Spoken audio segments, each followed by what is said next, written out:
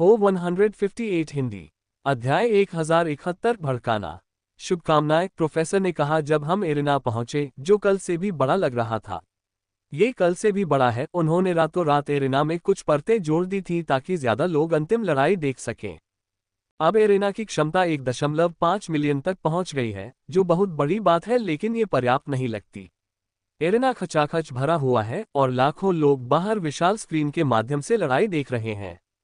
धन्यवाद प्रोफेसर, मैंने प्रोफेसर से कहा और नीचे उतरने से पहले मैदान की ओर मुस्कुराया।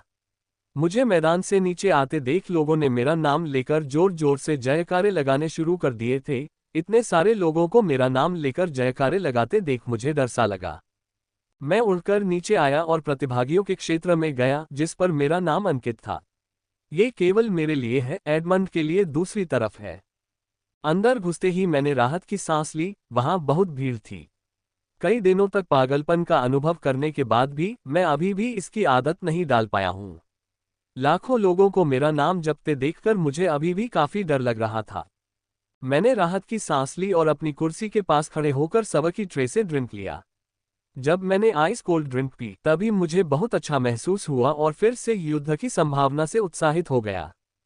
लड़ाई जल्द ही शुरू होने वाली है और मैं इंतजार नहीं कर सकता। जब से मुझे नीरो से यह क्षमता मिली थी, मैं लड़ाई के लिए उत्साहित था और अब जब लड़ाई करीब आ रही है तो मैं मुश्किल से अपनी कुर्सी पर बैठ पा रहा हूं। समय बहुत धीमी गति से बीत रहा था। अंततः मेजबान एरिना के केंद्र में प्रकट हुआ। उनकी उपस्थिति ने दर्शकों से बहुत उत्साह प्राप्त किया था। चैंपियनशिप की मेजबानी करके वह काफी प्रसिद्ध हो गई थी। चैंपियनशिप के शीर्ष प्रतियोगियों को छोड़कर वह पूरे महाद्वीप में सबसे लोकप्रिय व्यक्ति थी। मुझे यकीन है कि आप सभी फाइनल का इंतजार कर रहे थे। मैं इसे बिना किसी उद्देश्य के नहीं खींचूंगी और फाइनल प्रतियोगियों को नहीं बुलाऊंगी, उसने कहा और मेरा और एडमंड्स का नाम पुकारा। अपना नाम सुनकर मैं शांति से उठकर कमरे से बाहर चली गई। मेरा उत्तेजित हृदय शांत हो गया था और अब उसमें केवल शांति है। युद्ध में उत्तेजना से कोई लाभ नहीं होगा। जितना अधिक मैं उत्साहित होऊंगा उतना ही बेहतर ढंग से मैं अपने कवच का उपयोग करूंगा और उससे अधिक शक्ति प्राप्त करूंगा। जल्द ही मैं एरिना में चला गया और दूसरी तरफ से एडमंड को आते देखा, गहरे लाल रंग का कवच पहने हुए। वह काफी सुंदर लग रहा था और एरिना में उसके काफी प्रशंसक थे, खासकर महिलाएं जो उनका उत्साहवर्धन कर रही थीं। वह काफी अच्छा बीज है एडमंड, उसका नाम भी तुम्हारे जैसा ही लगता है। बूढ़े आदमी ने मैदान की ओर देखते हुए अधेड़ उम्र के आदमी से कहा। ये किस्मत थी जेम्स, कुछ साल पहले जब मैं इस महाद्वीप पर था तो मैंने इस छोटे लड़के को चुना था, एडमंड ने हंसते हुए कहा। आपका संगठन इन दिनों काफी अच्छा चल रहा है। बेहतरीन शारीरिक गठन और सर्वोच्च विरासत वाले लोग आप पर बरस रहे हैं। बूढ़े व्यक्ति ने कहा। ये सुनकर अधेड़ व्यक्ति के चेहरे पर मुस्कान और भी बढ़ गई। ठीक है, मैंने उम्मीद की थी कि स्काईसेबर के लोग बेशर्म होंगे, लेकिन मिस्टसन के लोग भी उतने ही बेशर्म नहीं होंगे। मुझे उम्मीद नहीं थी कि आप, लॉर्ड जेम्स, उस आदमी के साथ खुशी से बात करेंगे जिसने आपके पोते पर हत्या का आदेश दिया था, लेकिन यह वही दयालुता है जिसकी उम्मीद मिस्टन से की जा सकती है। अब यह देखते हुए कि आप लोगों ने एनाबेल माइकलसन के मामले को कैसे संभाला, जोसेफिन ने धीरे से कहा। जैसा उसने कहा, हॉल का तापमान कई डिग्री कम हो गया और स्काई सेबर और मिस्टसन के दो बूढ़े राक्षस क्रोध भरी आंखों से जोसेफिन को देखने लगे। छोटी लड़की, भाला मारने से पहले सोच लो, वरना तुम्हारे पास बोलने के लिए जुबान नहीं बचेगी, मिस्टसन के बूढ़े आदमी ने धमकी भरे लहजे में कहा। एनाबेल माइकलसन की घटना मिस्टबॉर्न के लिए एक गहरा घाव है और जिसने भी इसका उल्लेख करने की कोशिश की, विशेष रूप से पुराने राक्षसों के सामने, उन्हें उनके क्रोध का सामना करना पड़ा। एडमंड ने धमकी भरे अंदाज में कहा। जोसेफिन स्काई सेबर पर झूठे आरोप लगाकर उसे बदनाम नहीं करती। अगर कोई और जगह होती तो दोनों संगठनों के लोग बिना किसी हिचकिचाहट के हथियार उठाकर हमला कर देते, लेकिन यहाँ वे ऐसा करने से पहले 1000 बार सोचेंगे। हॉथॉर्न्स के मंच पर सील नामक वह बूढ़ा विशैला सांप एक सौम्य मुस्कान के साथ सब कुछ देख रहा है। अगर वे हथियार निकालने की हिम्मत करते हैं तो वह एक तेज हमला करेगा। न केवल वह, बल्कि विजडम टॉवर का बूढ़ा राक्षस भी तुरंत हमला करेगा। रिवरफील्ड अकादमी उन दोनों के लिए एक नर्म स्थान है। अगर उनके सदस्यों के साथ कुछ भी होता है तो वे बिना किसी हिचकिचाहट के पागलों की तरह हमला करेंगे। जोसेफिन, तुम किस बारे में बात कर रही हो? सर एडमंड ने आर्ची और जोआना को मारने का आदेश कब दिया था? सैंड्रा ने दुखी होकर पूछा। उसने अपने दोनों बच्चों की ओर देखा जो उसके बगल में बैठे थे। हे एडमंड ने आपके बच्चों के साथ कुछ भी करने की हिम्मत कैसे की, सैंड्रा? यह एनाबेल माइकल का बच्चा है, जिसके साथ कोई भी कुछ भी कर सकता है, यहाँ तक कि उसके होमिंग बेकन में छेड़छाड़ करके उसे अंतरिक्ष सागर में फेंक सकता है, उसने मजाक उड़ाते हुए कहा। कमरे का तापमान इतना कम हो गया कि एलिना जैसे लोग कांपने लगे, ठंड से नहीं बल्कि डर से। जबकि अन्य शक्तिशाली लोगों के होठों पर हल्की मुस्कान थी क्योंकि वे अपने सामने हो रहे नाटक को देख रहे थे। जोसेफीन की बात सुनकर एडमंड को कुछ एहसास हुआ क्योंकि वह एरिना के सामने ऐसे खड़ा था जैसे उसने अभी अभी मल खाया हो। एंजेला, क्या तुम्हारे संगठन ने वाकई एनाबेले के बच्चे को मारने का आदेश दिया था? बूढ़े राक्षस कैम्फर ने पूछा। उसे अभी भी 25 साल पहले की गंदगी याद है। वह गंदगी इतनी जटिल और शर्मनाक थी कि खुद उनके जैसे बूढ़े लोगों को सफाई के लिए सामने आना पड़ा था। उस घटना ने पहले ही मिस्टसन की प्रतिष्ठा पर एक बड़ा दाग लगा दिया था। वे दूसरे सुप्रीमों की नजरों में हंसी का पात्र बन गए थे। वह फिर से उस शर्म को सहन नहीं करना चाहता था, खासकर एनाबेल के मामले में।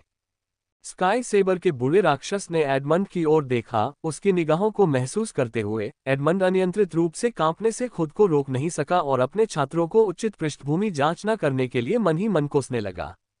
एडमंड को वास्तव में समझ आ गया था कि वह बहुत बड़ी मुसीबत में फंस गया है। अगर यह मिस्टसन का कोई और नाइट सदस्य होता तो कोई समस्या नहीं होती, लेकिन अब वह व्यक्ति खुद एनाबेल माइकलसन का बेटा है, और उस घटना के 25 साल बाद भी मिस्टसन में यह एक बहुत ही संवेदनशील विषय है। मुझे नहीं पता था कि वह एनाबेल का बेटा है, उसने दांत पीसते हुए स्वीकार किया। इनकार करने से मामला और भी बिगड़ जाएगा, और ऐसा नहीं है कि ये बूढ़े राक्षस सच्चाई नहीं खोज सकते। जब उसने कहा कि अत्यंत शुद्ध हत्या का इरादा है, तो वह तीखी निगाहों को महसूस कर सकता था। ये केवल जॉन ही नहीं था जिसके बारे में वह कुछ मिनटों से मुस्कुराते हुए बात कर रहा था, बल्कि मिस्टसन के पुराने राक्षस की ओर से भी था। कपूर, स्काई सेबर कुछ दिनों में तुम्हें जवाब देगा। बूढ़े राक्षस एंजेला ने कुछ सेकंड बाद कहा। मैं इसका इंतजार कर रहा हूं। बूढ़े राक्षस कपूर ने अखाड़े की ओर अपनी नजर घुमाने से पहले कहा, इन मामलों में जल्दबाजी नहीं की जा सकती, तथा स्थिति की गंभीरता को देखते हुए इनसे पूरी भीड़ के सामने निपटने के बजाय व्यक्तिगत रूप से निपटना बेहतर है। एडमंड और मैं आमने सामने थे, हमारे बीच सिर्फ 10 मीटर की दूरी थी। अपनी पिछली लड़ाई के विपरीत इस लड़ाई को वह गंभीरता से नहीं ले रहा था, यह उसकी आंखों में साफ झलक रहा था। क्या आप दोनों तैयार हैं?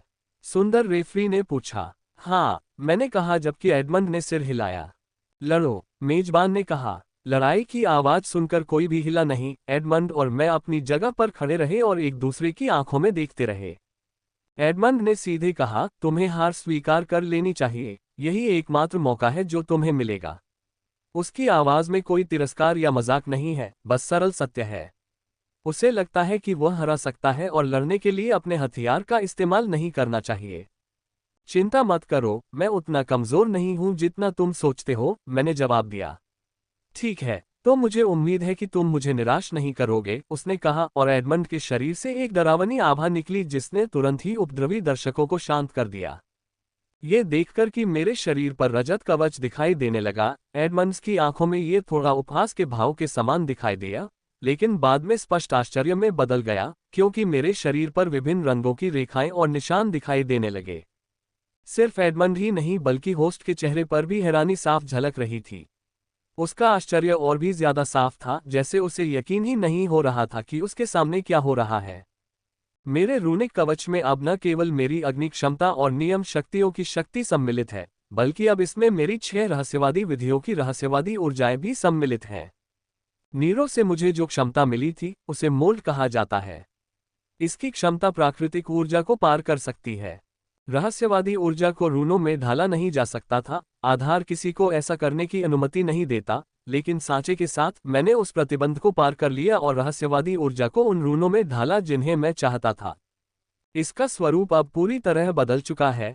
पहले ये बहुत राजसी दिखता था, लेकिन 9 अलग अलग रंगों के साथ यह एक अद्भुत दृश्य बन गया। मैं चाहता तो रहस्यवादी ऊर्जा और नियम शक्ति के रंगों को छिपा सकता था, लेकिन मैंने ऐसा नहीं किया। मैं अपने सुंदर कवच के साथ प्रभाव पैदा करना चाहता था। खैर, ऐसा लगता है कि लड़ाई उतनी उबाऊ नहीं होगी जितना मैंने सोचा था, एडमंड ने युद्ध की मंशा से अपनी आंखों को जलाते हुए कहा, जब वह मेरे पास आया और उसके शरीर पर ब्रिमस्टोन कवच दिखाई दिया। यह एडमंड में लापरवाह दिखता है, लेकिन वह ऐसा नहीं है। रूनिक कवच को देखकर उसने न केवल अपनी विरासत का उपयोग किया था, बल्कि अपने ग्रेड 12 ब्रिमस्टोन संविधान को भी इसके साथ एकीकृत किया था, जिससे उसकी शक्ति एक अविश्वसनीय स्तर तक बढ़ गई। जुप! उसे अपनी ओर आते देख मैं अपनी जगह पर नहीं रुका। मेरे पैरों पर बैंगनी रंग के निशान चमक उठे, और जब मैं दोबारा दिखाई दिया तो मैं अपनी जगह से गायब हो गया। मैं एडमंड के बगल में था और मेरी भुजाओं पर लाल नीले रंग के निशान चमक रहे थे। एडमंड मेरी गति और आक्रमण से काफी आश्चर्यचकित था। उसने मुझे आक्रमण करने के लिए सीधे अपने सामने आते देखा, लेकिन इससे वह त्वरित प्रतिक्रिया करने से नहीं रुका। मेरी टोटेम कलाकृति को अपनी ओर आते देख उसने भी अपनी गंधक तलवार को अत्यंत तेजी से मेरी ओर घुमाया। झनकार! हमारे हथियार आपस में टकराए और चिंगारियां उड़ी, जिससे एक शक्तिशाली बल क्षेत्र बना। फिर भी कुछ लोगों को यह हमला शक्तिशाली नहीं लग सकता क्योंकि इसमें कोई दृश्य घटना नहीं थी। उन लोगों को बस एरेना की टाइलों पर दिखाई देने वाली हल्की दरारों को देखना होगा। ये हमला शक्तिशाली था, और हाँ, ये हमला मेरे कवच से एक सामान्य हमला था। शक्तिशाली रूनों ने रहस्यवादी ऊर्जाओं की वास्तविक शक्ति को परेशान किया, जिससे मेरी ताकत बढ़ गई। मैं माप नहीं सकता। हे, मैंने मुस्कुराकर अपनी तलवार वापस ली और पुनः हमला किया। इस बार मेरी आक्रमण करने की गति पिछली बार से भी अधिक थी, तथा मेरी शक्ति भी अधिक प्रबल थी। Clang clang clang fevbinovel.com। हमारे हथियार फिर टकराए, जिससे जमीन पर दरारें और भी अधिक चौड़ी हो गईं, तथा वे और भी बड़े क्षेत्र में फैल गईं। ये तो बस शुरुआत थी। पहले हमले के ठीक बाद मैंने तीसरे, चौथे और इसी तरह से दूसरे हमले किए।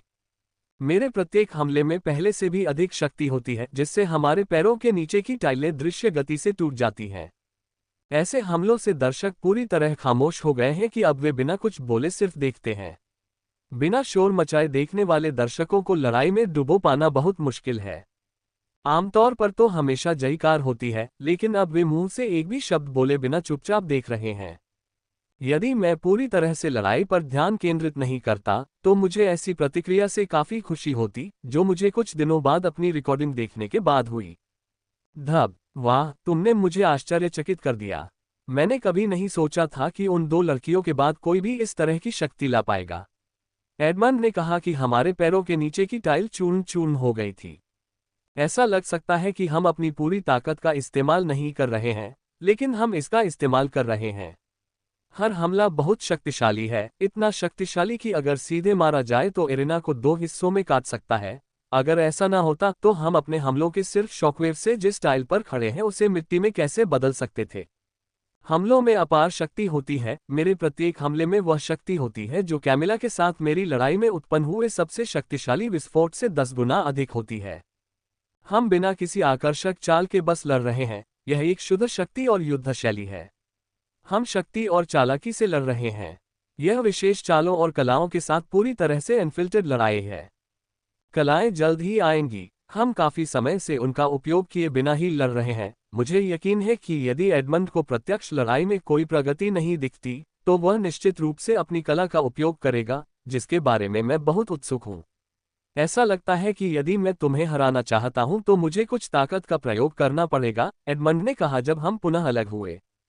हम 10 मिनट से लड़ रहे थे और इतनी शक्ति का प्रयोग किया था कि हमने न केवल उस टाइल को कुचल दिया जिस पर हम लड़ रहे थे, बल्कि हमले की तरंगों से आसपास की टाइलें भी कुचल गईं। मैं भी यही सोच रहा हूं, मैंने जवाब दिया, और मेरे रूनिक कवच पर कई रून चमक उठे।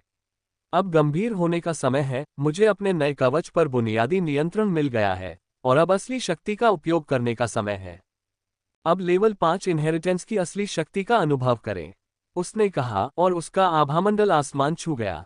उसके शरीर पर भी परिवर्तन होने लगे क्योंकि उसने जो कवच पहना हुआ था वह बदलने लगा। उसका लाल रंग इतना गहरा हो गया कि वह भूरे रंग की छाया के साथ गहरे लाल रंग का हो गया। ऐसा लग रहा था जैसे उसका कवच गंधक से बना है। उसके कवच पर कई दरारें देखी जा सकती थीं, और उन दरारों में अंदर आग जलती हुई देखी जा सकती थी। कवच से निकलने वाले हल्के धुएं के कारण हवा में सल्फर की भारी गंध महसूस की जा सकती थी। एडमंड्स का लुक उनके ब्रिमस्टोन कवच में काफी शैतानी हो गया है। हे, वह मंद मंद मुस्कुराया और मेरी ओर आया। उसकी गति बहुत तेज है। अगर मैंने उसे किलिंग रूल की दृष्टि से नहीं देखा होता, तो मेरे लिए उसकी हरकतों को देखना बहुत मुश्किल हो जाता।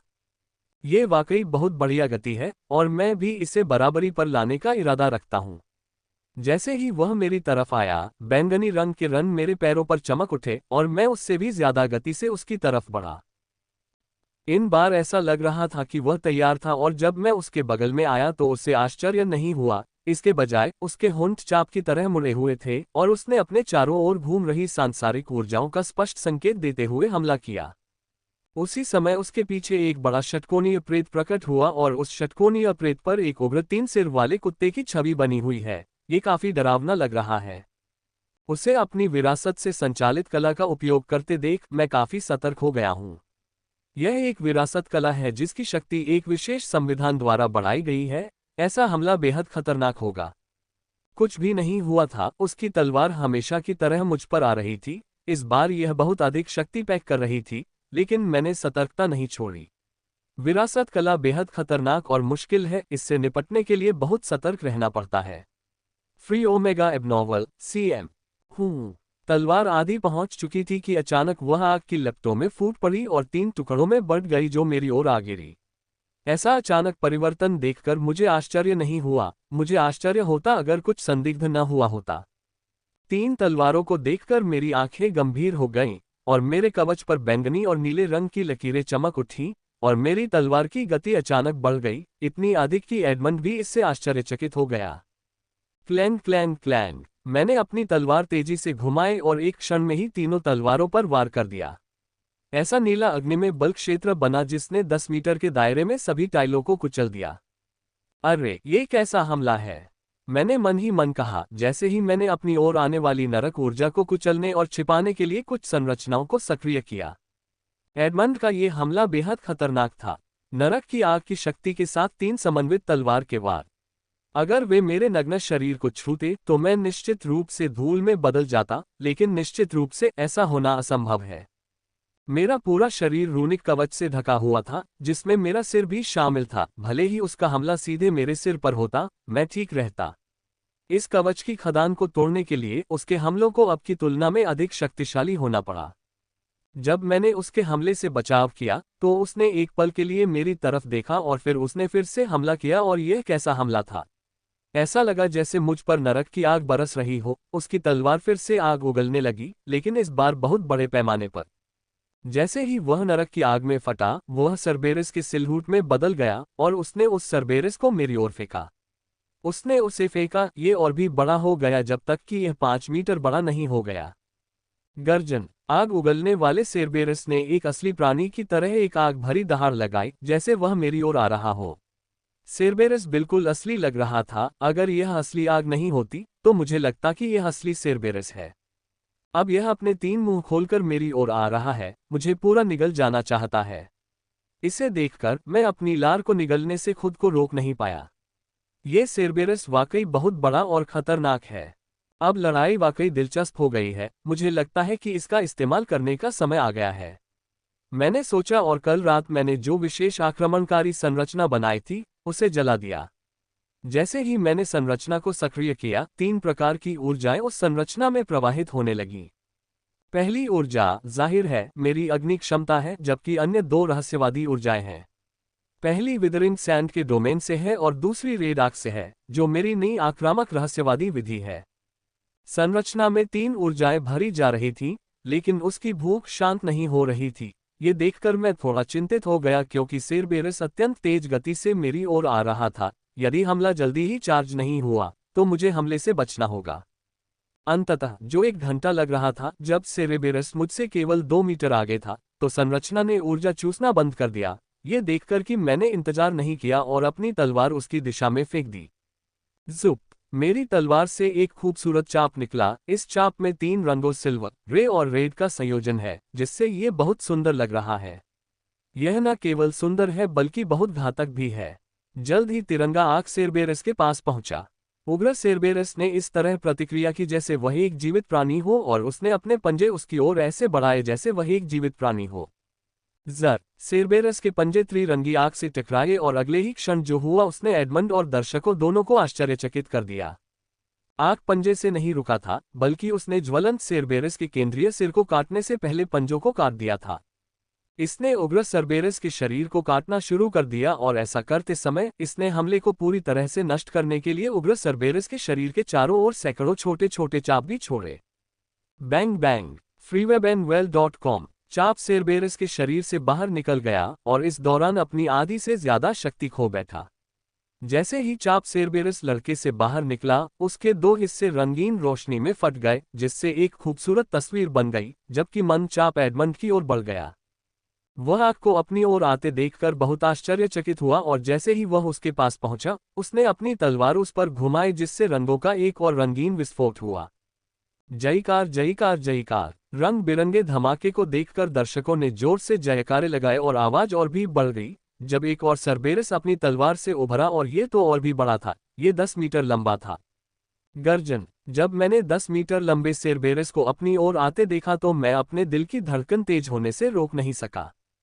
ये बहुत बड़ा है और इसने मुझे पूरी तरह से बौना बना दिया है। साथ ही इसके द्वारा सक्रिय रूप से उत्सर्जित की जा रही अत्यंत खतरनाक आभा को भी न भूलें, जो किसी भी सामान्य व्यक्ति को भय से कांपने पर मजबूर कर देगी। मैंने पहले आग को लॉन्च करने के ठीक बाद अगले आग की तैयारी शुरू कर दी थी और अपने लिए मिस्टिक एनर्जी को परिष्कृत करने के लिए अपना टॉवर भी शुरू कर दिया था। मेरे आग हमलों के लिए बहुत ज्यादा ऊर्जा की जरूरत होती है। इस निर्माण में अत्यधिक मात्रा में ऊर्जा सर्वाधिक मात्रा में संकेंद्रित हो जाती है तथा अनेक रूनिक आरेखों के साथ अंकित हो जाती है तथा आंख रूप में आकार ले लेती है। कला को इतना शक्तिशाली बनाने के लिए केवल ऊर्जा ही पर्याप्त नहीं है। असली मूल्य उन रूनों में निहित है जिन्हें मैंने इस पर अंकित किया था। वे रूनिक संरचनाएं ही हैं जो चाप को बहुत शक्तिशाली बनाती हैं। मैंने चेतन अंतरिक्ष में कई बार ऐसी संरचनाओं के साथ प्रयोग किया था, लेकिन कई प्रतिबंधों के कारण इसका भौतिक अनुप्रयोग संभव नहीं था। इसलिए जब मुझे उन नियमों को दरकिनार करने की क्षमता प्राप्त हुई, तो मैंने अपने कवच में कई दिलचस्प चीजें जोड़ी जिनका मैंने प्रयोग किया था। सुप। जैसे ही हमला खत्म हुआ, मैंने 10 मीटर लंबे सेरबेरस पर एक और चाप छोड़ा जो मेरी ओर आ रहा था। इस बार चाप बड़ा है, पिछले चाप से 2 गुना। मैंने इस तरह के शक्तिशाली हमले से निपटने के लिए इसे बड़ा बनाने का फैसला किया है। दहाड़। सेरबेरस दहाड़ता हुआ हवा में उछला। पिछली बार के विपरीत इस बार सेरबेरस के पंजे बहुत घने हैं। मैं उसके पंजों के चारों ओर शक्तिशाली सांसारिक ऊर्जा महसूस कर सकता था।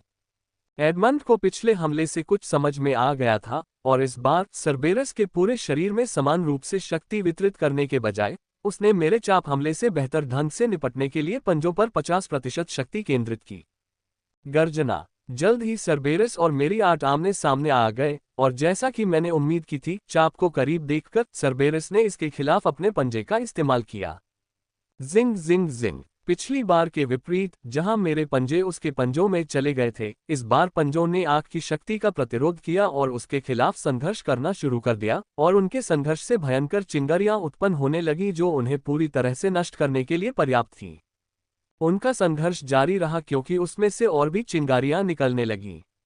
ये चिंगारियां शक्तिशाली बमों की तरह हैं, जब वे एरेना पर गिरती हैं तो उसे नष्ट कर देती हैं। वह स्थान जहां आग और सेरबेरस संघर्ष कर रहे हैं पूरी तरह से खंडहर में है। सिर्फ चिंगारी से हुई ऐसी तबाही देखकर मैं खुश हुए बिना नहीं रह सका। ये वह शक्ति है जिसके बारे में मैं कल और अब तक सपना देख रहा था और यह मेरे पास है। ये संघर्ष कुछ सेकंड तक चला, उसके बाद आग आखिरकार उसके शरीर को चीरकर अंदर घुसने में सफल हो गया। जैसे ही वह उसके शरीर तक पहुंचा, आग हजारों छोटे आग में टूट गया और उसके शरीर के हर हिस्से तक पहुंच गया। बैननन। एक बहुत बड़ा विस्फोट हुआ। यह इतना जोरदार और शक्तिशाली था कि मुझे पीछे की ओर कूदना पड़ा ताकि मैं इसमें बह न जाऊं। यह मेरी कल्पना से कहीं ज्यादा शक्तिशाली है, लेकिन यह भी अच्छा है। मुझे उम्मीद नहीं थी कि यह ज्वलंत सर्बेरस इतना शक्तिशाली होगा। आग तभी ढहेगा जब इसमें दुश्मन के पूरे शरीर को काटने की ऊर्जा नहीं होगी।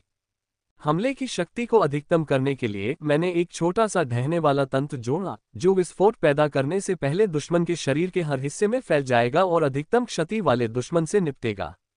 विस्फोट बहुत बड़ा था और इसे शांत होने में कुछ समय लगा, और जब ये शांत हुआ तो मैं आश्चर्य से अपना मुंह खोले बिना नहीं रह सका। विस्फोट ने मैदान के आधे हिस्से को नष्ट कर दिया था। जिस जगह धमाका हुआ वहां सिर्फ धुंधलका था। सब कुछ धूल में मिल गया था। अगर कल का धमाका होता तो मैं सीधे भाप बन जाता, इतना भयानक था ये धमाका।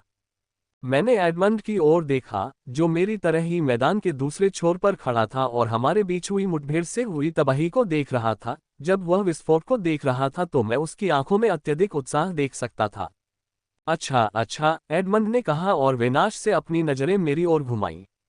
कल की लड़ाई देखने के बाद मुझे अचानक एक सफलता मिली। यह एक बहुत बड़ा आश्चर्य था, लेकिन इससे मुझे काफी निराशा भी हुई क्योंकि मुझे लगा कि इस महाद्वीप पर मेरी नई ताकत को परखने के लिए कोई नहीं होगा। लेकिन तुमने मुझे गलत साबित कर दिया है, एडमंड ने युद्ध की भावना से भरी अपनी आंखों से कहा। इसके लिए मुझे तुम्हें अपनी असली शक्ति दिखाने की अनुमति दो। मुझे उम्मीद है कि तुम इसके सामने कम से कम कुछ मिनट टिक पाओगे, एडमंड ने कहा, इससे पहले कि उसके शरीर से एक भयावह शक्तिशाली आभा फूट पड़ी। उसकी आभा बहुत ही भयावह हो गई है और यह उस स्तर की है जिसे मैंने पहले कभी महसूस नहीं किया था। यह एडमेंटाइन की आभा से कहीं अधिक मोटी है। इसका केवल एक ही उत्तर है। एडमंड नाइट के अज्ञात स्तर, नाइट की वास्तविक सीमा तक पहुंच गया था। बहुत कम लोग इस स्तर तक पहुंच पाते हैं। ये स्तर पूरी तरह से समझ पर आधारित है। आप वहां तभी पहुंच पाएंगे जब आपको इसकी समझ होगी। प्रोफेसर ने मुझे बताया था कि यह स्तर व्यक्ति में पूर्ण परिवर्तन लाता है। ये स्तर एक विस्फोटक विकास प्रदान करता है और व्यक्ति अपने अंदर छिपी अदम्य ऊर्जा के हर कण का दोहन करने में सक्षम होगा। कई लोगों ने इस स्तर तक पहुंचने के लिए नाइट स्टेज की पूरी क्षमता को सामने लाने के लिए वर्षों तक प्रयास किया, क्योंकि ऐसा करने से ही भविष्य के चरणों में उनकी पूरी क्षमता सामने आ सकेगी। यही कारण है कि यह अज्ञात अवस्था इतनी महत्वपूर्ण है। इस तक पहुंचने का अर्थ है आगे बढ़ने के साथ साथ पूरी क्षमता तक पहुंच पाना। मैं भी इस स्तर तक पहुंचने के लिए खुद को कम से कम 1 साल देना चाहता था। मुझे उम्मीद नहीं थी कि तुम नाइट के अज्ञात स्तर तक पहुंच जाओगे, मैंने एडमंड से मुस्कुराते हुए कहा। मैं बहुत खुश हूं कि वह वहां तक पहुंच गया, क्योंकि अब वह मेरे कवच की असली शक्ति का उपयोग करने के लिए मजबूर करने में सक्षम हो गया था और मैं आखिरकार जान जाऊंगा कि मेरा कवच कितना शक्तिशाली है। मुझे इस स्तर पर देखकर आप काफी खुश लग रहे थे, एडमंड ने कहा जब उसका भयावह आभामंडल आखिरकार स्थिर हुआ। मैं खुश हूं। पहले तो आप मुझे अपने कवच की असली शक्ति का उपयोग करने के लिए मजबूर नहीं कर सकते थे, लेकिन अब मुझे यकीन है कि अगर मैं आपको हराना चाहता हूं तो मुझे अपने कवच की असली शक्ति का उपयोग करना ही होगा, मैंने मुस्कुराते हुए कहा। अच्छा अच्छा, मैं भी देखना चाहता हूं कि तुम्हारा कवच कितना शक्तिशाली है, एडमंड ने कहा और अगले ही पल वह मेरी ओर बढ़ा।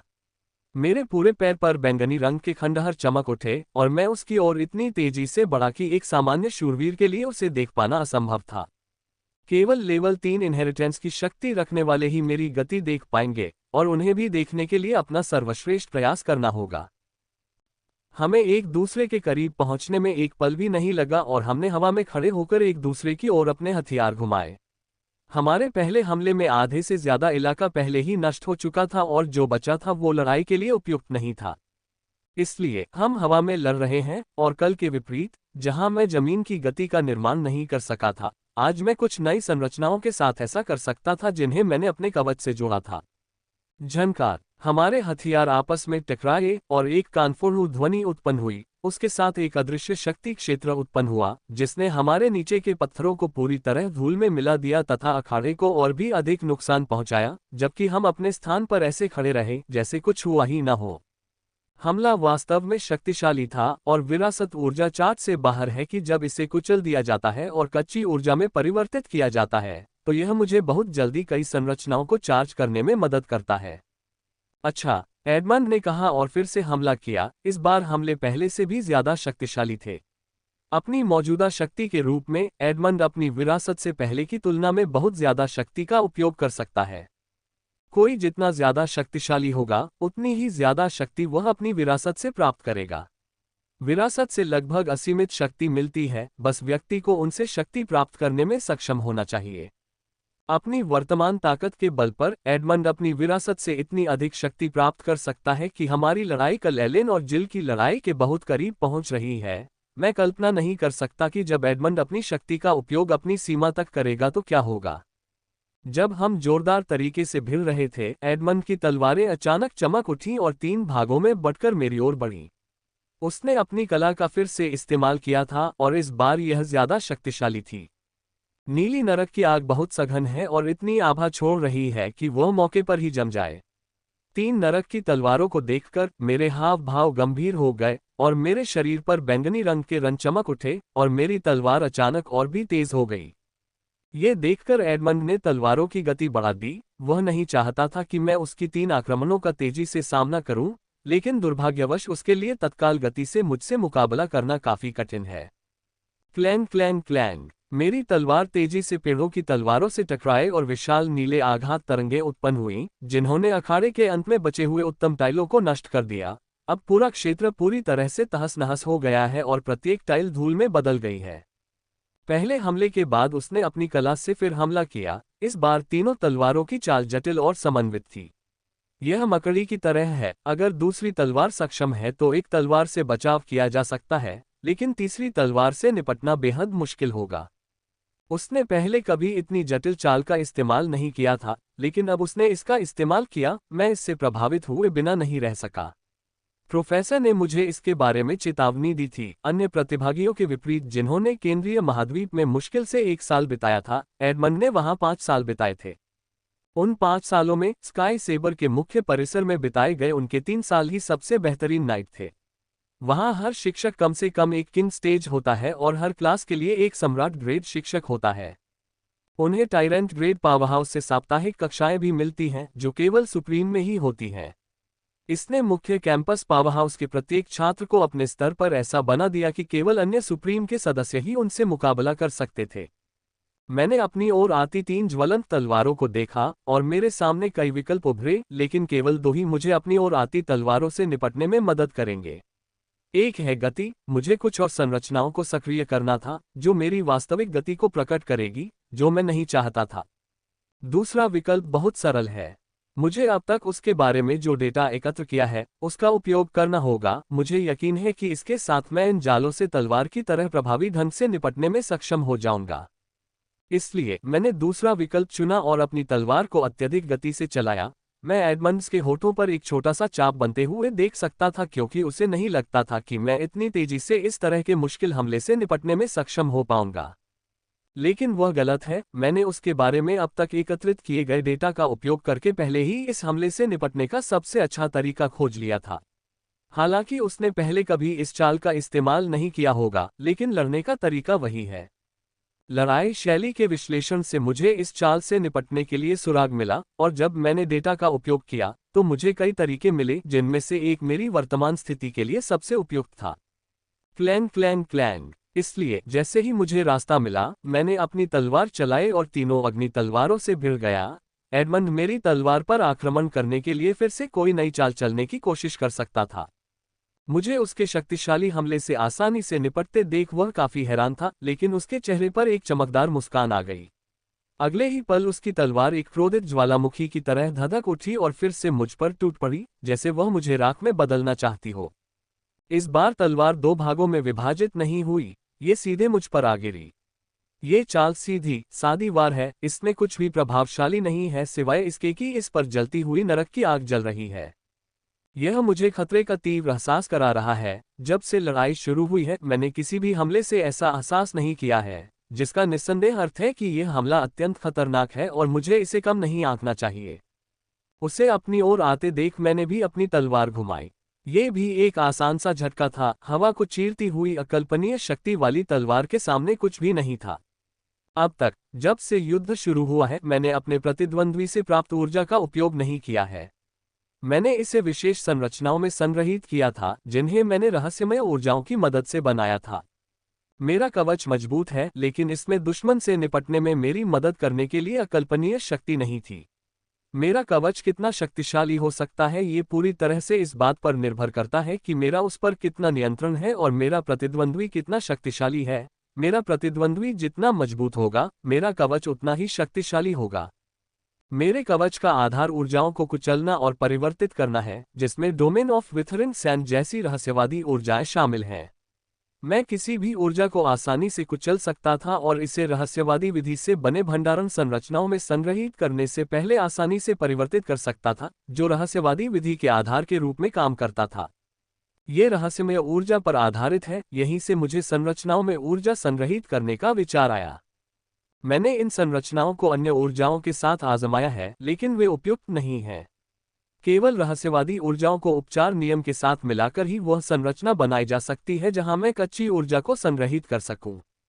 क्लैनन, मेरी तलवार फिर से उसकी तलवार से टकराई, जिससे एक बहुत बड़ी नीली शॉकवेव पैदा हुई, जिसने बिना किसी आश्चर्य के हम दोनों को 2 कदम पीछे धकेल दिया। ऐसा पहली बार हुआ था, ये हमारे लिए कोई आश्चर्य की बात नहीं थी। अब हमले में बहुत ज्यादा ताकत है। मैंने न सिर्फ अपनी सारी ऊर्जा इस्तेमाल कर ली है, बल्कि कवच में जमा अपनी सारी कच्ची ऊर्जा भी इस्तेमाल कर ली है। नीली शॉकवेव ने अपने सामने आने वाली हर चीज को नष्ट कर दिया है। सभी पत्थर धूल में बदल गए और एक छोटी सी लहर पैदा हुई जो ढाल से टकराए और उसे थोड़ा सा लहरदार बना दिया। मुझे अपने कवच के लिए हमले से काफी ऊर्जा भी मिली। जैसे ही ऊर्जा ने उसे कुचला और ढक दिया, मैंने अपने कवच में जमा सारी कच्ची ऊर्जा का उपयोग करके एडमंड की ओर बढ़ना शुरू कर दिया।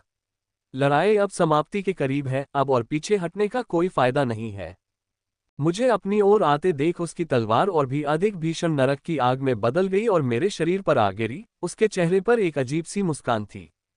क्लैंग क्लैंग क्लैंग, पूरे युद्ध क्षेत्र में गगनभेदी ध्वनियां गूंजने लगीं, इसलिए युद्ध देख रहे ज्यादातर लोग अदृश्य हो गए। उन्हें सिर्फ एक चीज दिखाई दे रही थी, वह था एक शक्तिशाली नीला बल्क क्षेत्र जो हर सेकंड आ रहा था, जो क्षेत्र में पत्थरों को पीसकर शाम के अंधेरे में ले जा रहा था।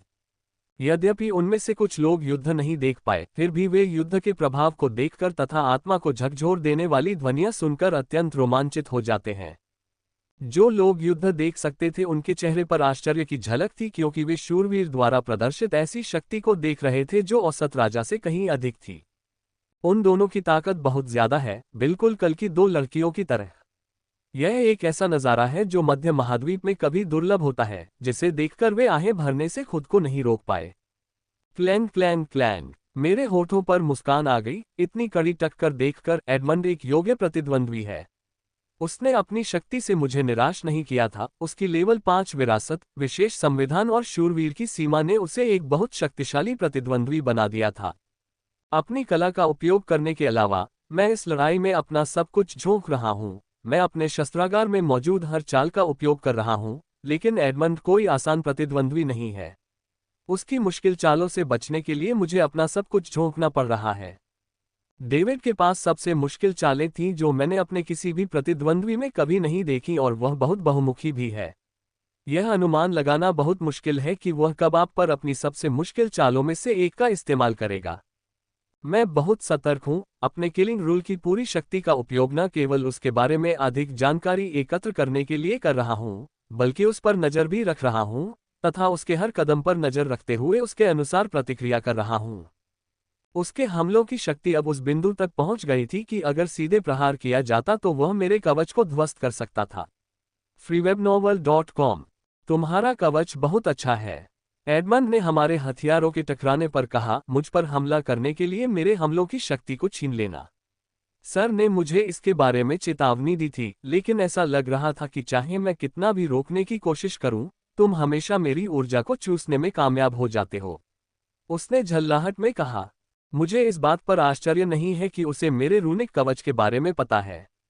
प्रोफेसर ने मुझे पहले ही मेरे कवच को देखने वाले सर्वोच्च पावरहाउस के बारे में बता दिया था। अन्य सर्वोच्च पावरहाउस अपने सदस्यों को मेरी कवच क्षमताओं के बारे में नहीं बता सकते हैं, लेकिन स्काई सेबर वाले निश्चित रूप से उन्हें बता देते। प्रोफेसर ने कहा कि स्काई सेबर वाले ये लोग अपनी बेशर्मी के लिए मशहूर हैं, और मुझे इस बात के लिए तैयार रहना चाहिए कि मेरा प्रतिद्वंद्वी मेरे रूनिक कवच के बारे में सब कुछ जान लेगा। तो वह जानता था कि मेरा कवच बदल गया था और यह पहले से भी अधिक शक्तिशाली हो गया था। न ही वह या कोई भी मुझे ऊर्जा लेने से रोक सकता था, भले ही वह किसी भी ऊर्जा का उपयोग न करे।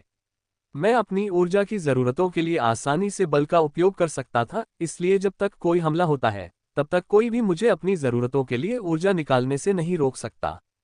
आकर्षक, मेरे पीछे 2 सेरबेरस फट गए क्योंकि मेरी तलवार ने उन्हें बीच से पूरी तरह से काट दिया था। जिस ताकत से हम लड़ रहे हैं उससे मेरे सभी लंबी दूरी के हमले बेकार हो गए हैं। मुझे अपनी तलवार से हर चीज का मुकाबला करना पड़ा। हमें लड़ते हुए लगभग 1 घंटा हो गया था। इस 1 घंटे में हमने अपनी लगभग सारी क्षमताएं दिखा दी और पूरे मैदान को धूल में बदल दिया। अब हमारे पास बमुश्किल 1 या 2 चालें बची हैं जिनका इस्तेमाल किया जाना बाकी है।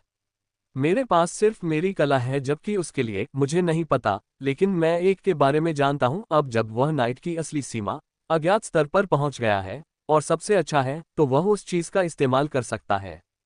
वह चीज उसका सबसे बड़ा तुरुप का पत्ता साबित होगी। प्रोफेसर ने कहा था कि अगर कोई प्रतिद्वंद्वी किसी अज्ञात स्तर पर पहुंच जाए तो मुझे उस चीज से सावधान रहना चाहिए। ये जो शक्ति देती है वह बहुत बड़ी है, पहले जो बूंद बूंद करके शक्ति देती थी उससे अलग। एडमंड ने मुस्कुराते हुए कहा, लगता है अब सब कुछ छोड़ देने का समय आ गया है बेटा। उसके चेहरे पर मुस्कान थी लेकिन उसकी आंखें गंभीर थीं। अब समय आ गया है कि सब कुछ छोड़ दिया जाए और सब कुछ उजागर कर दिया जाए। हाँ, अब पूरी ताकत लगाने का समय आ गया है, मैंने अंतिम रूप से कहा क्योंकि सांसारिक ऊर्जाएं मेरे चारों ओर घूमने लगी थीं। ठीक है, एडमंड ने कहा, क्योंकि अजीब ऊर्जाएं जो मैंने काफी समय से महसूस नहीं की थी उनमें प्रवाहित होने लगी। गुप्त विधि। वह आखिरकार गुप्त विधि का उपयोग कर रहा है, ये देखकर मैं आहें भरने से खुद को नहीं रोक सका। गुप्त विधियां वास्तव में बहुत बढ़िया हैं, लेकिन वे शूरवीरों के लिए नहीं हैं। हम पहले जो इस्तेमाल करते थे वह गुप्त ऊर्जा का अवशेष था। ऑकल्ट विधि के प्रत्येक ग्रेड के लिए आत्मा और शरीर का पर्याप्त रूप से मजबूत होना आवश्यक है। यदि वे नहीं हैं, तो व्यक्ति को केवल एक बूंद ही बाहर निकाला जाएगा। जब मैं एक सामान्य अभिजात वर्ग था तो मेरे लिए तलछट पर्याप्त थी, लेकिन जैसे जैसे मेरी ताकत बढ़ी, उन्होंने जो ताकत प्रदान की वह पर्याप्त थी कि मैंने इसका उपयोग करना बंद कर दिया। ये सबके लिए समान है। गुप्त ऊर्जा का अवशेष निरंतर बढ़ती हुई शक्ति की आवश्यकता को पूरा करने के लिए पर्याप्त नहीं है। फ्रे ए वेब नॉवल कॉम।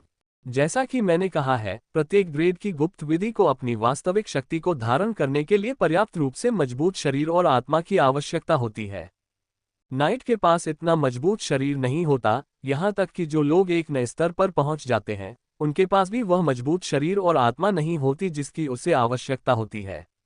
केवल बहुत कम प्रतिशत लोग ही ऐसे होते हैं जिनके पास शक्तिशाली वंशानुक्रम, रक्तरेखा या संविधान होता है, उन्हें इतना मजबूत शरीर और आत्मा मिल पाती है। एडमंड इसका एक प्रमुख उदाहरण है। उसके पास ग्रेड 12 विशेष संविधान था और स्तर 5 विरासत थी। इन दोनों ने उसे एक बड़ा बढ़ावा दिया जो उसे शूरवीरों के बीच सर्वश्रेष्ठ बनाता है।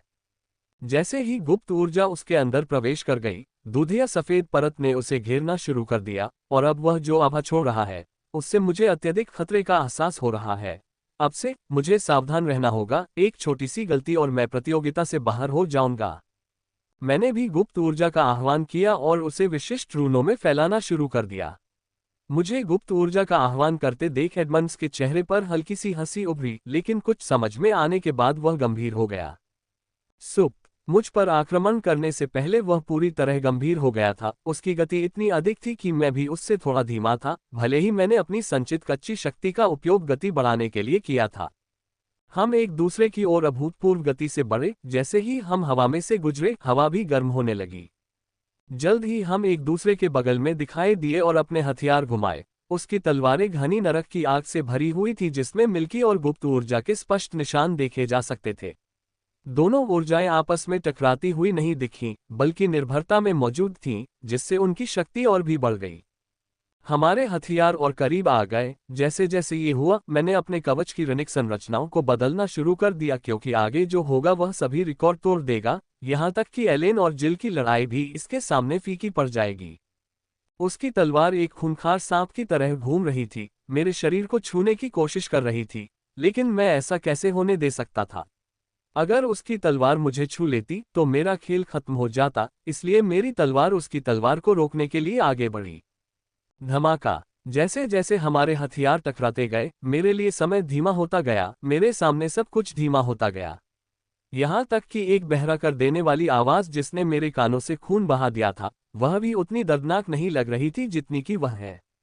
मैंने नीले और सफेद रंग के गुब्बारों के बादल को धीरे धीरे सिकुड़ते हुए देखा, फिर वह बाहर की ओर फैलने लगा और विस्फोट का विस्तार करने लगा। मैंने अंततः हमले के लिए अपनी कला का उपयोग किया और इससे जो विस्फोट हुआ वह धरती हिला देने वाला था। लेकिन ये तो बस एक शुरुआत है, असली चुनौती तो अब शुरू होती है, और वह है विस्फोट से निपटना।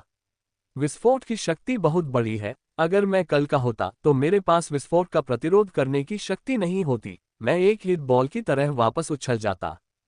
यहाँ तक कि अब भी वर्तमान कवच के साथ मैं तार पर चल रहा हूँ। एक भी गलती हुई तो मैं ढाल पर गिर जाऊंगा और मेरे लिए खेल खत्म हो जाएगा।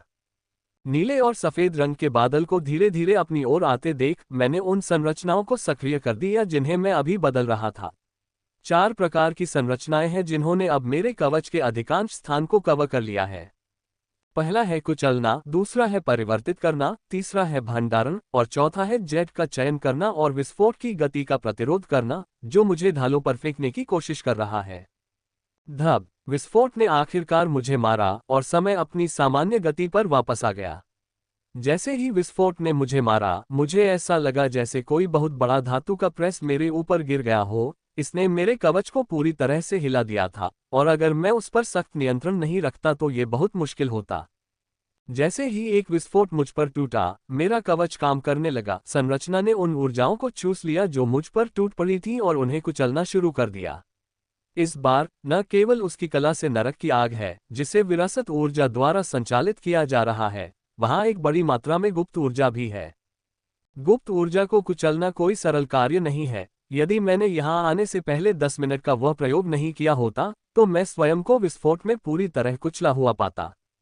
मैंने पहले ही गुप्त ऊर्जा को इसलिए बुलाया था क्योंकि मैं इसे कुचलने वाली संरचना में लाना चाहता था। हालांकि एडमंड ने जो बुलाया था उसकी तुलना में इसकी शक्ति बहुत कम है, लेकिन रूनो ने इसे इतनी शक्ति देने में मदद की थी कि यह गुप्त ऊर्जा को पीसने में सक्षम हो सके। ऊर्जा के कुचले जाने के बाद ये सीधे कई परिवर्तित संरचनाओं में चली गई, जिन्हें निगलने वाले नियम द्वारा शक्ति दी जा रही थी।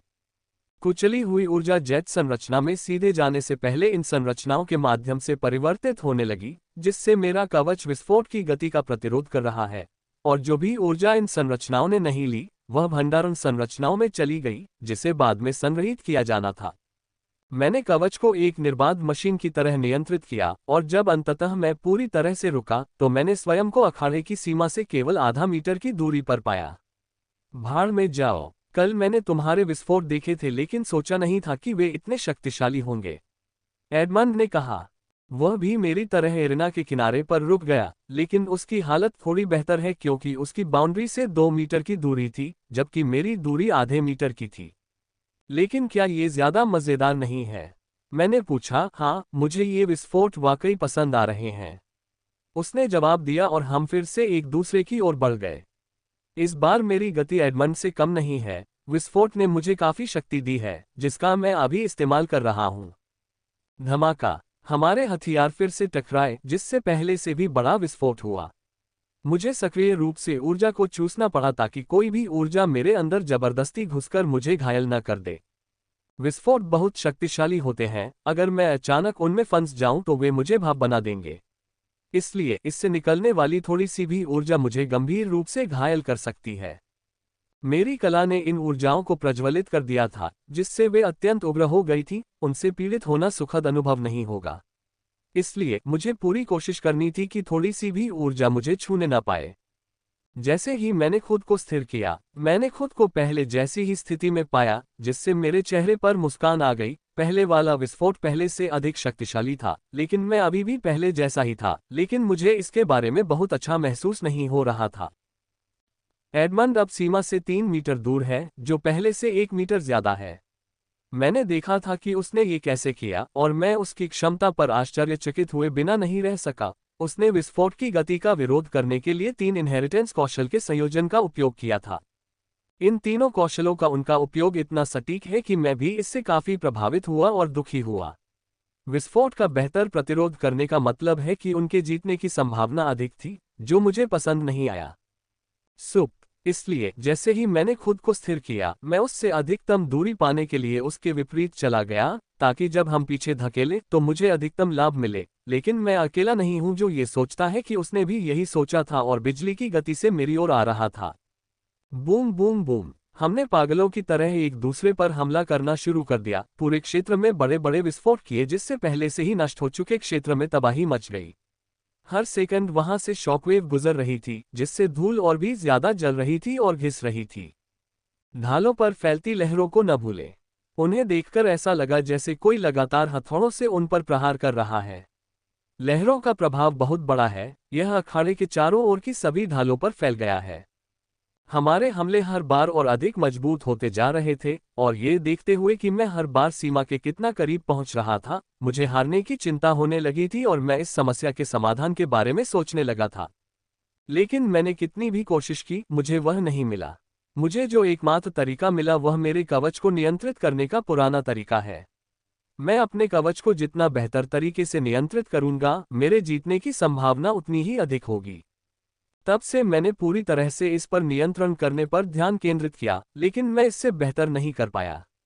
फिर भी मैं पीछे नहीं हटा। अगर मैं इसे जारी रखता हूं, तो अंततः कुछ न कुछ आएगा, और तब तक मुझे अपनी स्थिति पर मजबूती से डटे रहना होगा। आप बहुत अच्छे हैं, मुझे नहीं लगता था कि आप अब तक टिके रहेंगे, एडमंड ने कहा जब हम क्षेत्र के किनारे पर स्थिर हो गए। जब उसने ये कहा तो उसकी आवाज से थकान का एहसास हो रहा था। 1.5 घंटे की इस लड़ाई में सिर्फ वही नहीं थक गया है, मैं भी काफी थका हुआ महसूस कर रहा हूं। मैं कवच को बनाए रखने में अपनी लगभग सारी ऊर्जा लगा रहा हूं, और हर विस्फोट अपने आप में एक चुनौती है। यह मत भूलिए कि मैंने एडमंड पर भी कुछ ऊर्जा खर्च की थी, ताकि डेटा एकत्र कर सकूं, हर हमले का बेहतर ढंग से जवाब दे सकूं। इससे मैं बहुत थक गया था, लेकिन मैं तब तक जारी रखूंगा जब तक कि मैं ये लड़ाई जीत नहीं जाता, चाहे मैं कितना भी थका हुआ क्यों न हो। मुझे भी नहीं लगता था कि लड़ाई इतनी देर तक चलेगी, मैंने कहा और उसकी ओर बढ़ा। इस बार मैं बहुत जोखिम भरा प्रयास करने जा रहा हूं।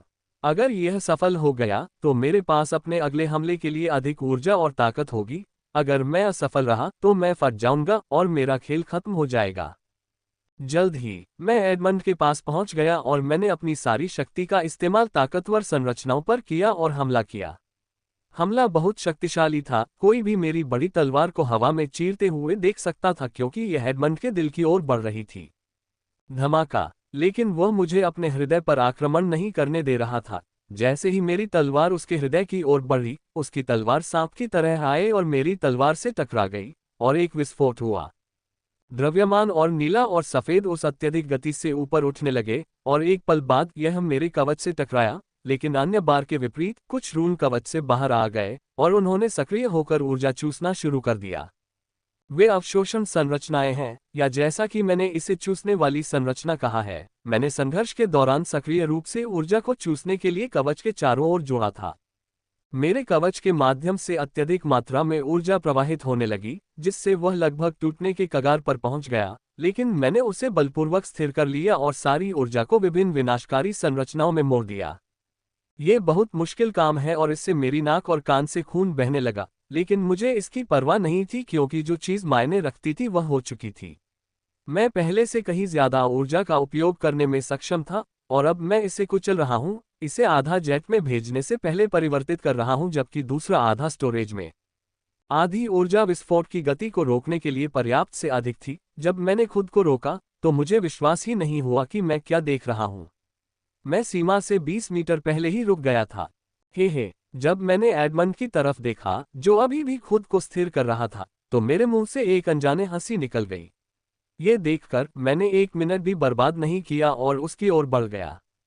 मैंने जो जोखिम उठाया वह इसके लायक था, इसने मुझे वह बढ़त दे दी थी जो मुझे लड़ाई जीतने के लिए आवश्यक थी, और अब मुझे केवल एक ही काम करना है कि जितनी जल्दी हो सके एडमंड को खत्म कर दूं और प्रतियोगिता जीतूं।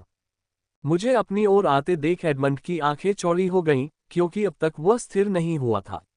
मुझे अपनी ओर आते देख उसकी आंखें सख्त हो गईं, और वह आभा जो उसने छिपा रखी थी, आखिरकार बाहर आ गई।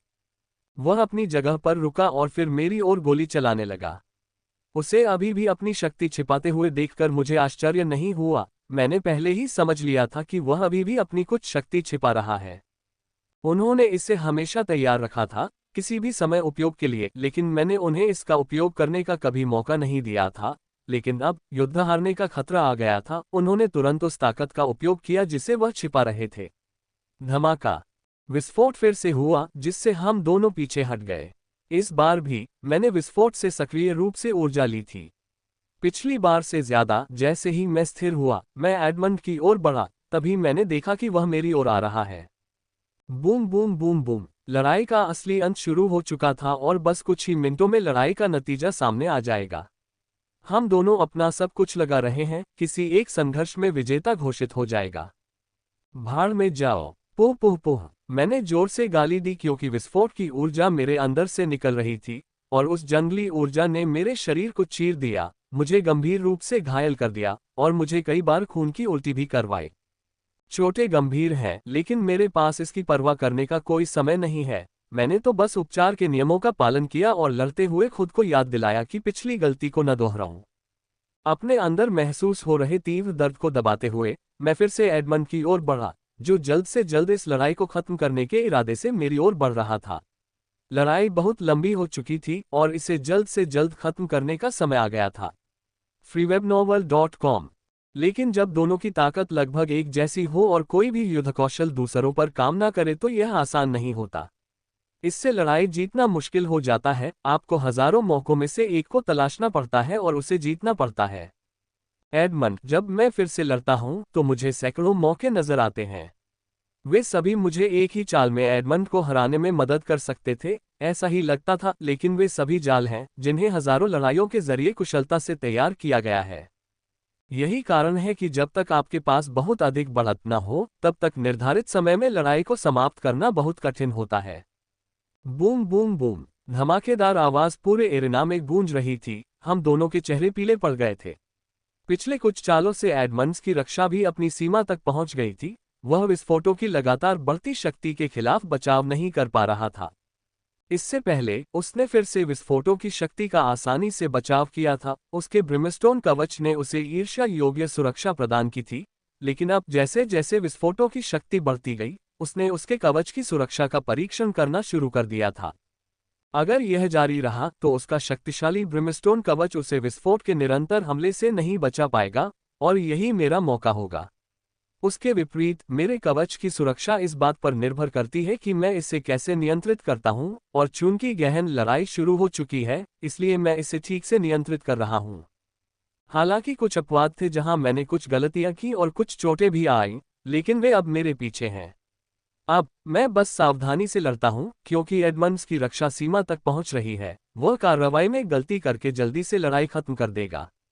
बूम बूम बूम, मैं सही था। जैसे ही उसकी रक्षा प्रणाली कमजोर पड़ने लगी, वह थोड़ा जल्दबाजी में आ गया। उसने अपने हमले की शक्ति नहीं बढ़ाई, बल्कि अपने हमले को और अधिक पेचीदा बनाना शुरू कर दिया। वह मेरी युद्ध शैली में हुई गलती का फायदा उठाना चाहता था। यह मेरे लिए बहुत अच्छी बात है क्योंकि नियंत्रित विस्फोट के साथ मैं अधिक से अधिक शक्ति को अपने अंदर समाहित करने लगा और इसे एक विशेष उद्देश्य के लिए संग्रहित करने लगा। इस तरह ये फिर से कौशल की लड़ाई में बदल गया। हर हमले में वह मेरे शरीर की रक्षा को भेदने की कोशिश करता था और जब मैं उसका मुकाबला करता था तो विस्फोट होता था। मुझे इस तरह से लड़ने में बहुत मजा आ रहा है। ये शतरंज के खेल की तरह लगता है जहां आप अपने दुश्मन की हर चाल का मुकाबला करते हुए शह और मात की रणनीति बनाते हैं। जब मैं मौज मस्ती कर रहा होता हूं तो एडमंड मुझे हराने के तरीके खोजने में व्यस्त रहता है। वह एक बड़ी चाल के लिए शक्ति भी जमा कर रहा है और समय आने पर इसका इस्तेमाल करेगा। एक मौका, अचानक जब हम लड़ रहे थे मुझे एक बढ़िया मौका मिला। काफी समय हो गया था जब से मैं डेटा का इस्तेमाल करके लड़ रहा था और मैंने अब तक कभी भी ऐसी निश्चितता नहीं देखी थी। और इस अवसर के बारे में एक और बात यह है कि यह एक जाल है, अन्य दर्जनों स्पष्ट जालों की तरह जो एडमंड ने अंतिम क्षण में खोले थे, लेकिन मैं फिर भी इस पर कार्रवाई करने जा रहा हूं। हे, मैंने अपनी तलवार को द्वार की ओर बढ़ाया और देखा कि एडमंड के चेहरे पर एक बड़ी मुस्कान आ गई, जिसने मेरी तलवार की परवाह किए बिना, जो उसकी छाती की ओर आ रही थी, अपनी तलवार मेरी गर्दन पर घुमा दी। खैर, मैं समझ सकता था कि वह ऐसा क्यों कर रहा है। जिस गति से उसकी तलवार मेरी गर्दन की ओर जा रही थी वह बहुत तेज थी। उसने पहले कभी इतनी तेजी नहीं दिखाई थी। सच कहूं तो मैं भी इससे काफी हैरान था। उन्होंने इस गति को बहुत सावधानी से रोक रखा था ताकि इसका अभी इस्तेमाल किया जा सके, लेकिन दुर्भाग्य से वे इस गति से अपना लक्ष्य पूरा नहीं कर सके। वे अकेले ऐसे व्यक्ति नहीं हैं जो अपनी ताकत को रोके हुए हैं। अचानक सबसे बड़ी ऊर्जा संग्रही संरचना, जिसने मेरी लगभग पूरी पीठ पर कब्जा कर लिया था, प्रकाशित हो गई और सारी ऊर्जा को गति और शक्ति संरचना में मुक्त कर दिया। मैं पिछले आधे घंटे से उस भंडारण संरचना में ऊर्जा एकत्रित कर रहा था। प्रत्येक विस्फोट पर परिवर्तित ऊर्जा का 10% उस संरचना में चला जाता था। अब उसमें इतनी ऊर्जा थी कि वह मेरे आक्रमण को एक चौंकाने वाला विस्फोट दे सके। मेरी तलवार की गति अचानक बढ़ गई और उससे निकलने वाली शक्ति भी। शक्ति इतनी अधिक थी कि एडमंड पूरी तरह से चौंक गया। उसके चेहरे पर एक अजीब सा भाव दिखाई दिया क्योंकि उसने तलवार की गति बढ़ाने की कोशिश की, लेकिन दुर्भाग्य से वह ऐसा नहीं कर सका। धमाका धमाका। अंततः मेरी तलवार का पिछला हिस्सा भयानक गति और शक्ति के साथ एडमंड की छाती पर जा लगा, जिससे वह तोप के गोले की तरह उड़ गया और उसकी ढाल पर चोट लगी, जिससे एक बहुत बड़ी लहर जैसी प्रभाव पैदा हुआ। मैं जीत गया, मैं अंततः जीत गया। मैंने बचपन से ही लाखों बार प्रतियोगिता जीतने का सपना देखा है। हालांकि ये प्रतियोगिता नायकों की लीग से कहीं बड़ी है, फिर भी यह एक भावना है जो मायने रखती है और अरबों लोगों की मौजूदगी में प्रतियोगिता जीतना मेरा सपना था जिसे मैंने पूरा किया। छीर छीर छीर। अंत में दर्शकों ने मेरी जीत पर जोरदार जयकारे लगाए। मैं उन जयकारों में डूबा हुआ हूँ। ये जयकार है जो मैंने पिछले कुछ सालों में अपने खून और आंसुओं से खुद के लिए अर्जित की है। इस बीज में अच्छी क्षमता है, इसे अच्छी तरह से सिखाओ। एक बहुत बुरी आवाज ने कहा, जब वह राजा स्तर पर पहुंच जाएगा तो हम उसे लेने में प्रसन्न होंगे। मेट्रॉन मेविस ने कहा। जोसेफिन ये सुनकर चौंक गई। उसे नहीं लगा कि मेट्रॉन मेविस उससे बात करेगी। हालांकि वह भी रिवरफील्ड अकादमी की छात्रा थी, लेकिन ये 400 साल से भी पहले की बात है। freeweb@oval.com। हाँ मेट्रॉन, मैंने खुशी से जवाब दिया, जिसने बस सिर हिलाया, इससे पहले कि वह धीरे से जिलियन लड़की से फिर से बात करना शुरू कर दे जो उसके बगल में बैठी थी। वह एकमात्र व्यक्ति है जिसके साथ मेट्रॉन सक्रिय रूप से बात कर रही है, यहाँ तक कि जब हॉथोर्न के समुद्र के वर्तमान नेता ने उससे बात करने की कोशिश की तो उसने केवल एक शब्द के साथ उसका जवाब दिया। वह माइकल के लिए बहुत खुश है। मेट्रॉन के लिए प्रशंसा पाना आसान नहीं है। वह एक बुरी राक्षस है, दुनिया की सबसे बुरी जीवित इंसानों में से एक। उसने क्या नहीं देखा, उसके लिए साधारण प्रशंसा भी बहुत मायने रखती है। प्रशंसा सुनकर मिस्टबॉर्न के लोगों के चेहरे थोड़े बुरे हो जाते हैं, जैसे कि उन्होंने कुछ रुचिकर खा लिया हो, लेकिन वे चुप रहते हैं, जबकि उनमें से कुछ, विशेष रूप से सर जेम्स और सैंड्रा स्काई सेबर की तरफ घूरते हैं जिनके चेहरे उनसे भी बदतर हैं। कृपया चैंपियनशिप के शीर्ष 10 खिलाड़ियों का मंच पर स्वागत करें। मेजबान ने अंतिम मुकाबला समाप्त होने के 15 मिनट बाद कहा। एडमंड्स और मैं पहले से ही मंच पर थे, जबकि जिल, एलेन और अन्य लोग फोन करके आए थे। हम 15 मिनट के भीतर उनके द्वारा बनाए गए नए चमकदार मैदान में खड़े हुए और अपने पुरस्कार प्राप्त किए। मुझे एक बहुत अच्छी रहस्यमय कलाकृति मिली है। सटीक रूप से कहें तो एक तलवार, बर्बादी का एक पास जिस तक केवल सर्वोच्च संगठन के सदस्यों की ही पहुंच है और जिसे 1000 में एक प्रतियोगिता में रखा जा सकता है जो 2 साल बाद मध्य महाद्वीप में होगी। 1000 में ये स्थान एक बड़ी बात लग रही थी क्योंकि जब मेजबान ने इसका जिक्र किया तो एडमंड और अन्य लोगों की नजरें ईर्ष्या से भर गईं। एलिना ने हमारे मुकाबलों के दौरान कई बार प्रतियोगिता के महत्व का जिक्र किया था और बताया था कि वह इसमें शीर्ष 100 में आने का इरादा रखती है। ये प्रतियोगिता बहुत ही कड़ी थी। दुनिया भर के सर्वश्रेष्ठ लोग बैटल किंग क्वीन का खिताब हासिल करने के लिए इस प्रतियोगिता में भाग लेते हैं, और इस बार यह और भी खास है क्योंकि इस बार यह प्रतियोगिता का 10,000वां वर्ष होगा। ये प्रतियोगिता हमारे इतिहास के सबसे काले समय में शुरू हुई थी और तब से जारी है। ये तब भी हुआ जब मध्य महाद्वीप पर ग्रिम मॉन्स्टर्स का लगभग पूरा कब्जा हो गया था। इसे पवित्र माना जाता है और लोग इसके लिए पूरी तरह से तैयारी करते हैं और कड़ी शर्तें होने के बावजूद लोग इसमें भाग लेने के लिए उमड़ पड़ते हैं। इसे जीतना महाद्वीप की युवा पीढ़ी के सामने खुद को साबित करना ही नहीं है, बल्कि मानव जाति को आगे ले जाने वाली रोशनी बनना भी है। प्रतियोगिता की शुरुआत से लेकर अब तक इसमें जीतने वाले 95% लोग तानाशाह स्तर तक पहुंच चुके हैं। प्रतियोगिता के लगभग सभी विजेता अपने संगठन के नेता बन जाते हैं। ये सब इस प्रतियोगिता को मध्य महाद्वीप के प्रत्येक युवा के लिए बहुत आकर्षक बनाता है और उनमें से कुछ कड़ी मेहनत करते हैं ताकि वे प्रतियोगिता में बेहतर प्रदर्शन कर सकें। पुरस्कार वितरण और फोटो खिंचवाने का काम लगभग 2 घंटे तक चला, जिसके बाद सभी शीर्ष 1000 प्रतिभागियों को एक पार्टी या प्रतिभा खोज कार्यक्रम में आमंत्रित किया गया, जहां कई संगठनों के लोग प्रतियोगिता के प्रतिभागियों को अपनी सदस्यता प्रदान करते हैं। हालांकि मैं पहले से ही संगठन का सदस्य हूं, फिर भी मुझे जाना पड़ा। प्रोफेसर चाहते थे कि मैं कुछ लोगों को आकर्षित करूं ताकि वे हमारे संगठन में शामिल हो सकें। सिर्फ मैं ही नहीं, एलेन और जिल को भी अपने सीनियर्स के साथ इन पार्टियों में जाना पड़ता है। ये सबसे महत्वपूर्ण हिस्सा है जिसके लिए हमारे महाद्वीप पर सभी शक्तिशाली लोग हैं। उन्हें छोटी प्रतिस्पर्धा में कोई दिलचस्पी नहीं है। वे उन बीजों की तलाश में आए हैं जो भविष्य में उनके संगठन के लिए एक स्तंभ बन गए। ये काफी उबाऊ है, लेकिन मुझे एलेना और प्रोफेसर के साथ मुस्कुराते हुए और उन लोगों को आमंत्रित करते हुए घंटों बिताने पड़े जिन्हें प्रोफेसर ने संगठन के लिए चुना था।